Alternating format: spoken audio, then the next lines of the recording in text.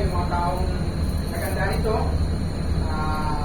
It's food not only nourish our body, but also our spiritual state.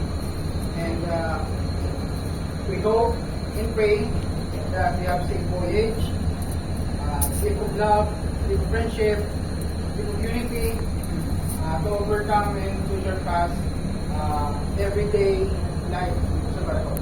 And also, we have to pray for those who are signing off to enjoy and spend your time with your family and sana makabalik kayo ulit dito. This is good about you from the bounty to Christ our Lord. Amen. Amen!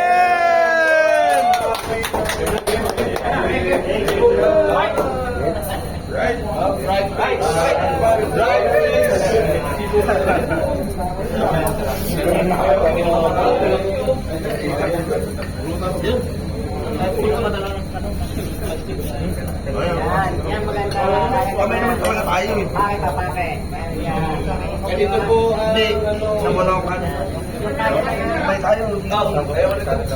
Bakit ka na? Ano ba kabot yun? Ha? Pansin ko lang. Ayoko na.